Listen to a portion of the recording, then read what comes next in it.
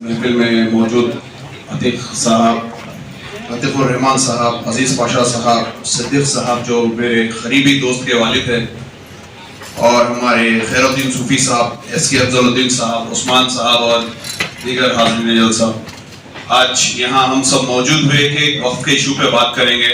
अल्हम्दुलिल्लाह सब जने यहाँ पे आए और उस पर डिस्कस करें, लेकिन हमको ये बताना चाहिए कि वक्फ क्या है, क्योंकि हम जो सब्जेक्ट पे बात कर रहे हैं, हम यहीं पे बात कर रहे हैं। अल्हम्दुलिल्लाह सबके पास जज्बा है, फिर हम यहाँ से निकल जाए।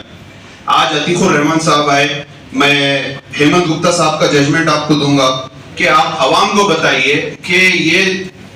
जो वक्फ की हुसैन शाह वली की जो जमीन लूटे गई, आप एक अभी प्रेस कॉन्फ्रेंस में बोलिए, क्योंकि आप सुप्रीम कोर्ट के जज है, वकील है, तो आप बेहतर बोल सकते हैं। अगर आप ये समझाएंगे कि ये इतनी जो जागीर लूटे गई, यहाँ के चीफ मिनिस्टर का सबसे बड़ा हाथ है, तो अवाम को मालूम होगा और तेलंगाना की अवाम इससे हिसाब लेंगी चीफ मिनिस्टर से,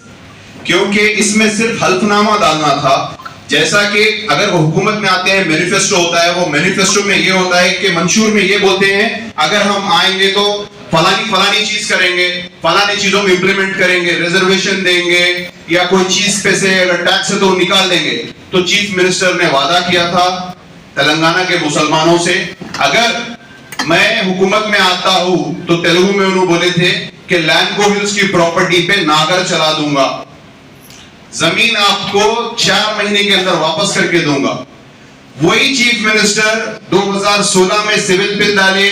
फिर 2016 में सिविल बिल डाले, सुप्रीम कोर्ट में पूरे इंटरेस्ट के साथ आपकी जो वक्फ की जायदाद है हुसैन शाह वली की, सिर्फ और सिर्फ इसमें एफिडेविट डालना था, हल्फनामा यह डालना था कि हम इससे दस्तबरदार हो रहे हैं, क्योंकि चीफ मिनिस्टर पर्टिकुलरली बोले थे कि मैं हुसैन शाह वली की जागीर को वापस दूंगा।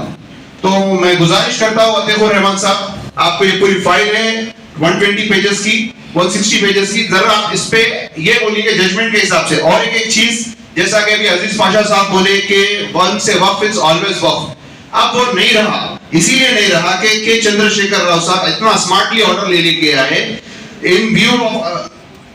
इन civil bill allow, civil court में जीत गए, हाई कोर्ट में जीत गए, वही हम सुप्रीम कोर्ट में क्यों हारे? सुप्रीम कोर्ट में हमारे पास आला वकला क्यों नहीं थे? ये तमाम चीज अगर हम एक्सपोज करेंगे और यहाँ पे कई लोग अभी कम है जो हैदराबाद में फिक्रमंद है वक्फ के ताल्लुक से, हमको सबको बुलाना है। अभी उस्मान भाई बोले सब अनानियत छोड़कर अगर एक प्लेटफॉर्म पर अगर आके काम करेंगे, सबके पास एक एक सलाहियत है, सबके पास एक एक सलाहियत है, सलाहियत से काम करेंगे। एक पहले इंटरनल कोर टीम बनाएंगे जिसमें सिलेक्टेड लोग रहेंगे, वो कोर टीम के मातहत दूसरे लोग रहेंगे, वो तमाम लोग अगर मिलकर काम करेंगे तो कुछ एक्सपोज कर सकेंगे।